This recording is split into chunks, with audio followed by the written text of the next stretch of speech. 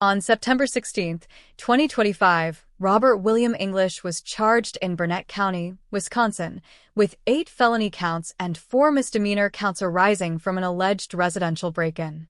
The felony allegations included burglary of a building or dwelling under Wisconsin Statute 943.10 and criminal damage to property under Wisconsin Statute 943.01.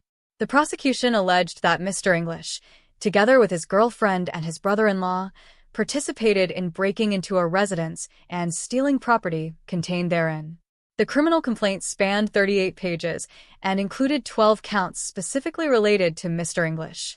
His counsel, Eugene D. Harrington, filed a motion to dismiss the felony charges pursuant to the Four Corners Rule, arguing that the complaint failed to establish probable cause as required by Wisconsin Statute 968.01. The defense contended that the factual allegations were insufficient to connect Mr. English to the burglaries or associated property damage. The matter came before Judge Melissa Mogan, with Assistant District Attorney Kevin Thomas Schmidt representing the state. The central issue was whether the complaint, on its face, established probable cause for each charged offense without resort to speculation or inference beyond its written allegations. We're set here today in this matter for a motion hearing, a Four Corners motion hearing, the criminal complaint, which is a 38-page criminal complaint in this matter. However, with regards to that, there are 1, 2, 3, 4, 5, 6, 7, 8, 9, 10, 11, 12. 12 charges in that criminal complaint that does contain 38 or 36 counts, criminal counts, but 12 of those counts relate to defendant Robert English. We are here today for the court to hear any arguments to supplement the briefs, because again, this is I want to say a complex, or it has a lot of facts and things alleged in the criminal complaint as well as in the arguments. So I am going to start with Mr. Harrington. This is your motion. Again, I have thoroughly read your brief along with the criminal complaint. As it relates to this case and any argument, what would you like to state? Judge, nothing. I'll rely on my brief, except anything that I quoted in the brief, cited in the brief, was based upon either a review of the cases that I cited or the jury instructions. I'll stand on the brief. Thank you, Judge. All right, thank you. Mr. Schmidt? There's a reason why the test for adequacy of a criminal complaint is described as common sense and not hyper-technical. If the complaint was only one sentence long and the one sentence was 4 people who reside in Burnett County reported their house was broken into, damage was caused with the breaking in, and stuff was stolen, and the stolen property from all 4 were found in Robert English's bedroom, that would be an adequate complaint. This complaint actually contains that information as well as a plethora of other information.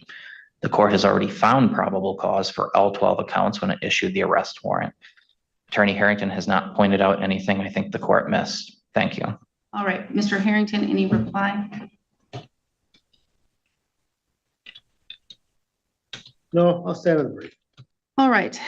Again, the court has reviewed both of the briefs that have been submitted by the parties in this case.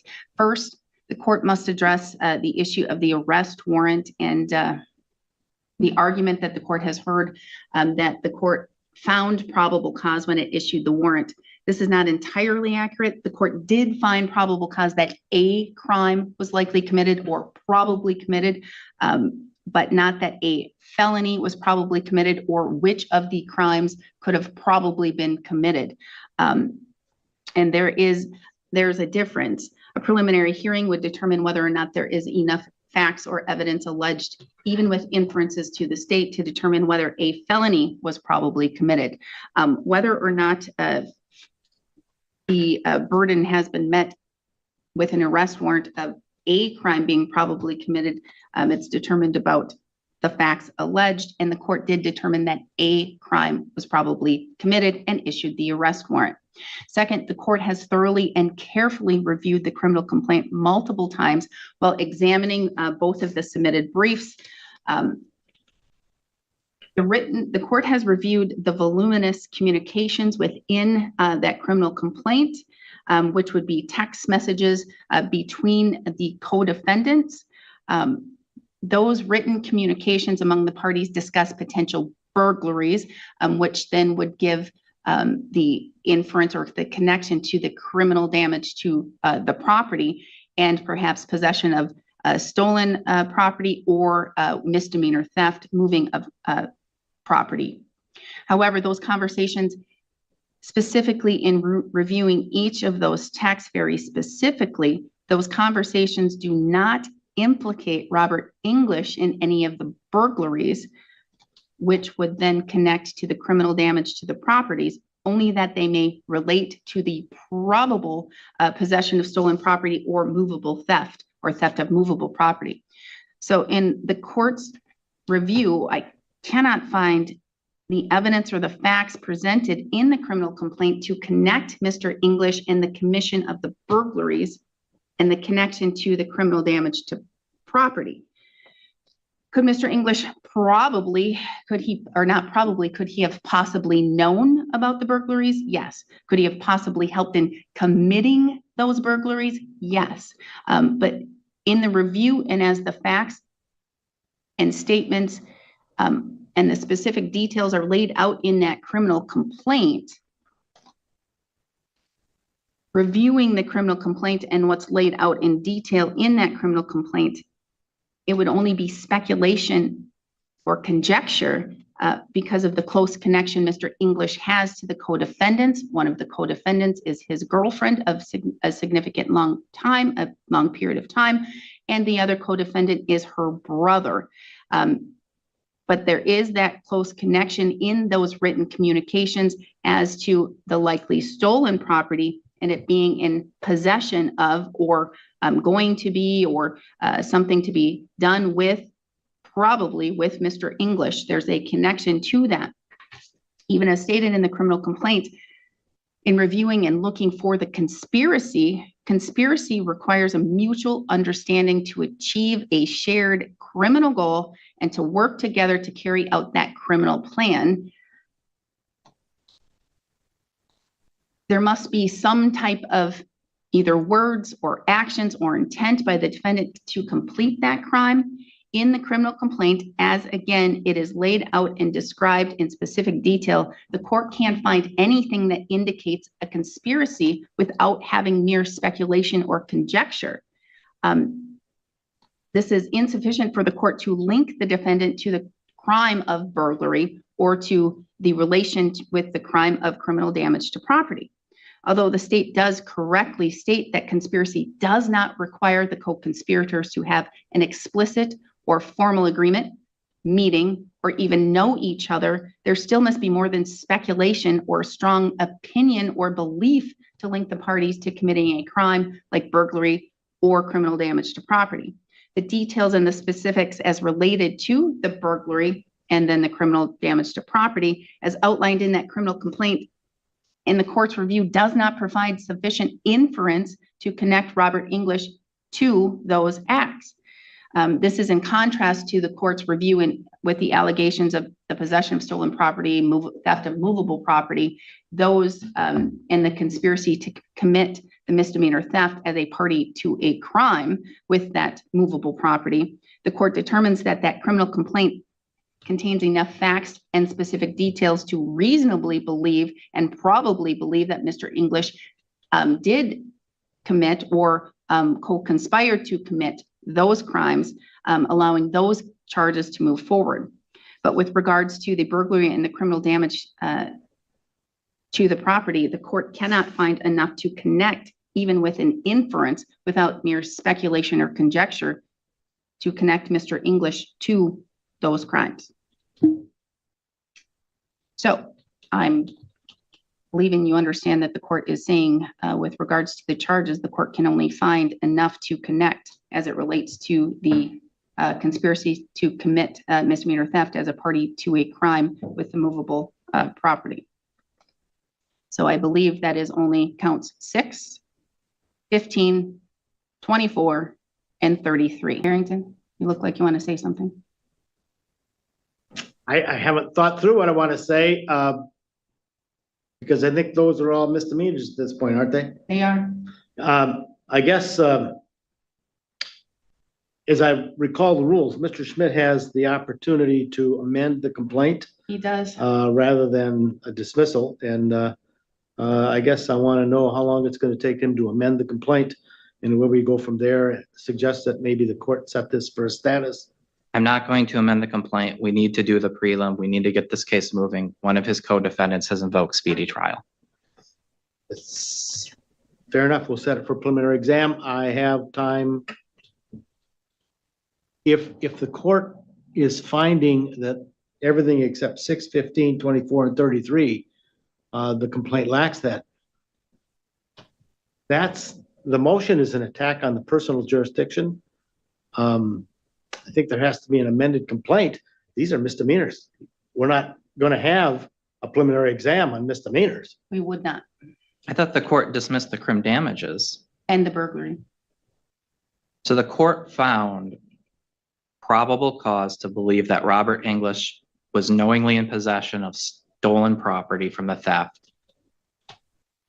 which is an essential part of the conspiracy, but would not find the burglary and crim damage that were necessary for the theft, even though the conspiracy jury instruction says he doesn't need to know about those or be part of them. I think that's my precisely confusion. what the judge found, and I agree with that. Exactly what I found in the review of the criminal complaint. And again, you do have the ability to amend the criminal complaint. I could find, and again, in reviewing the jury instructions for conspiracy, it requires at least a mutual understanding and a shared criminal goal to work together to carry out a criminal plan. He would need to know that the burglary was going to be in existence. And I can't find that there is any connection. It does not require that you all have the mutual understanding of the same crime, just a criminal purpose. That's why the jury instruction reads that. Again, I can't find in the facts, especially in looking at the text messages and the communications between the co-defendants, that Mr. English was involved in the criminal purpose of the burglaries. Did he possess the stolen property? Probably with the facts. That's what I'm getting at with the conspiracy in this. It's really all or nothing. If the court believes that he was part of the theft, as in he knew the property was stolen and possessed it, he's also party to a crime conspiracy on those others. It has to be all or the other when it's all part of one scheme. But not necessarily. There could be a scheme. I don't see a scheme here. I see any individual could receive stolen property from their friend Joe. Joe could say, hey, dude, I stole this. I got this. Let's sell this. Doesn't mean that the guy was a part of the decision to steal the property. Then the court couldn't bind over on the theft because that has a knowing element too. That's the problem. Well, I find that there's probable cause to believe that he was in possession of stolen property and knew that it was stolen. So is the court actually dismissing all counts then? Because we didn't charge receiving stolen property. Again, you can amend if you wish. I'm saying there's enough probable cause to believe a crime was probably committed. What that crime is and how it's laid out is for the state to prove. I'm seeing that there is at least enough to determine probably he was involved in the conspiracy to commit the misdemeanor. Well, to have the stolen property. He had stolen property. So if you want to, I can dismiss all counts. I am But the not state- amending and receiving stolen property. If the court is not finding probable cause for all three counts, that's what I'm checking. Mr. Harrington? If he does not want to proceed with the other misdemeanors that are I stated. didn't charge receiving stolen property as a thing. The court's saying it's only finding probable cause for something I didn't charge is what I'm hearing. I think the judge addressed me. I'm to answer the question. that the Yes, court Mr. posed. Harrington. As I mentioned, the rules require or give the state the opportunity to amend where a court finds that there's not facts sufficient in the criminal complaint to impose the jurisdiction of the court over this particular defendant. The state has that right by statute. What Mr. Schmidt is arguing, the court decided that there aren't facts sufficient to draw those connect those inferences that they want to have connected for the felonies. If, as I understand the court's decision, the court found that there is no basis for the conspiracy as it relates to the burglary and the criminal damage to property, but that there is for count 6, 15, 24, 33, those are misdemeanors. If Mr. Schmidt wants to amend, fine, but I don't view that we need preliminary exam for those particular crimes. They're misdemeanors, even if it's misdemeanor. And that's the court's view is I find probable cause that a crime, a misdemeanor crime was probably committed by Mr. English. There is definitely enough there to connect that. Whether, and you agree, Mr. Harrington. Yes, you're nodding your head up and down. Yes, you agree. And even in your brief, you agree that there is enough to say Mr. English probably committed. There's probable cause to believe. Correct. There's probable cause to believe that he did commit misdemeanors. Whether or not the state wants to continue and to pursue the misdemeanors as charged, that's a determination for the state. Correct. The court is not dismissing those misdemeanors. As stated on the record by Mr. Harrington, and I have them written down somewhere as to what they are, but I don't have them. I don't know where I wrote them down on which. 15, 18, no. 6, 15, 24, 33, Judge. Those are the ones you recited on the record. Correct. Those misdemeanors. Those misdemeanors stand in the court's review of determining probable cause that a crime was probably committed by Mr. English. The other allegations, the court cannot find any connection as laid out in the criminal complaint. But again, the state has the ability to find other information or to put other things in that criminal complaint that would tie it to a conspiracy for criminal damage or conspiracy for burglary. I just can't find it. And I'm going to tell you, I reviewed that 38-page criminal complaint at least 3 times, perhaps more. Here's the issue of confusion I'm having. I'm hearing the court saying it's finding probable cause for the counts that are misdemeanor theft, movable property, where the state's alleging that Robert English took property out of the home during the burglary. That is not what the court is saying. The court is saying just like any preliminary hearing, when I have this is not a Mr. Schmidt, it's not, but this is my example to show you. In a preliminary hearing, the court has to find probable cause to believe a felony, not the felonies that are charged by the state, because sometimes the state charges them wrong, or sometimes the state doesn't add additional felonies that they could find. In court's review of a complaint as it relates to misdemeanors, and Mr. Harrington can tell me if I'm wrong, in review of a misdemeanor criminal complaint with misdemeanor charges, the court has to determine if a misdemeanor crime was probably committed and probably committed by the defendant, whether or not the state has accurately and correctly charged the crime that should be charged. Am I not correct, Mr. Harrington? You're absolutely correct, Judge. Absolutely correct. I don't believe that's correct. I think when it's a 4 corners motion, you challenge the actual counts in the complaint, meaning the court's not deciding whether or not a misdemeanor occurred when it reviews the complaint. It's deciding whether there's probable cause for each of the counts in the complaint. Mr. Harrington, that is how 96801. If you want me to dismiss all of the counts, I surely can, but I'm finding that there is probable cause to believe Mr. Robert English has committed a crime, and in review of the criminal complaint, as it is stated with every single word in there, probable cause to believe he committed misdemeanor crimes. And my understanding is what I'm trying to articulate is what I'm hearing from the court is the probable cause for the misdemeanor the court is hearing is not the misdemeanor theft we charge. It's receiving stolen property. I can't even say that. Even in a preliminary hearing, I can't say I find probable cause that a burglary was committed, because the law says I have to determine probable cause of a felony or probable cause of a misdemeanor. If you believe and you want to have the court dismiss all of the counts as it relates to Mr. English, because the court found probable cause for a crime, but you're believing that with the 4 corners, that means the court has to dismiss all because the court's looking at, did he commit that crime? You're putting the court in the spot of being a jury. for the court to determine if the facts of the case relate to whether or not Mr. English committed misdemeanor theft, moving stolen property. I am not the jury. Right now, I am just here to determine probable cause to commit a crime. I find probable cause Mr. English committed misdemeanor crimes, at the very least, as it's alleged in the criminal complaint. What the state wants to do with it, the state can do with it. But as to those other counts not stated on the record, I cannot find probable cause. So, as of this court's review, all counts except 6, 15, 24, and 33 are dismissed.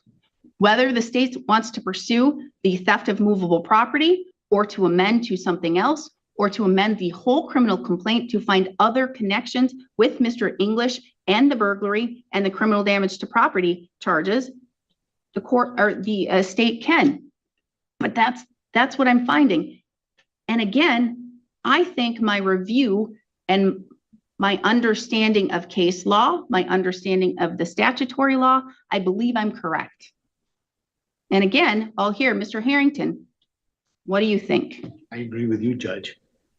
The problem I'm running into is if the court is just finding if that probable cause of misdemeanor exists, I don't know why the court dismissed the crim damage and kept the theft, why it did make a decision to choose one and not the other. Criminal damage is so connected to a burglary because you're alleging that he had the conspiracy to commit that criminal damage of breaking a door or breaking a window or breaking those other things to damage that property. If the court cannot find a connection other than speculation or conjecture that Mr. English, with the facts again, as stated in the criminal complaint, conspired to commit a burglary of a building, the court cannot find that he conspired to commit criminal damage to property. Again, as to the other property, the property that is of issue here, the court can find probable cause he committed a crime. Again, if you want the court to dismiss all of the counts, I surely will. I want the court to find there's probable cause for all. I'm being careful with my language because I'm trying to figure out if this is a final order finding no probable cause for any of the counts, or if it's, and that the court thinks there is probable cause for some misdemeanor not in the complaint, or if the court's finding that, because the state did not allege receiving stolen property. The Correct. State alleged that. Exactly. I'm going to tell you, okay, I find probable cause that a crime was committed. I find based upon the charges that are charged right there, removing the ones the court cannot connect to Mr. English, that there's probable cause to believe a crime was probably committed and it relates to the charges that are filed. Again, whether or not the state charged the correct charge, the correct criminal charge, or what the state can prove to a jury is for the state to determine. But I'm not dismissing counts 6, 15, 24, or 33, unless the state asks me to dismiss them all. Then I will. I have no problem doing that. I do not. I believe there's probable cause for misdemeanor theft. Thank you. All right. Judge Mogan ultimately dismissed all counts against Mr. English except misdemeanor count 6, 15, 24, and 33, which related to theft of movable property and associated conspiracy allegations. The court found probable cause to believe that Mr. English committed misdemeanor crimes based on the presence of stolen property in his bedroom and the text messages discussing its sale. However, the felony charges for burglary and criminal damage to property were dismissed for lack of probable cause within the 4 corners of the complaint. The prosecutor declined to amend the complaint, despite the court's explanation that amendment was permissible under Wisconsin law. The court reiterated that its role was not to act as a jury or to reformulate the state's theory, but to determine whether the charged offenses were supported by sufficient factual allegations. Because the complaint failed to establish a meeting of the minds or shared intent regarding the burglaries, the felony conspiracy theory could not stand. The state elected to proceed on the remaining misdemeanor charges. Mr. English was released subject to bond conditions. The ruling underscores the judiciary's responsibility to ensure that criminal charges, particularly felonies, are grounded in adequately pleaded facts before requiring a defendant to stand trial.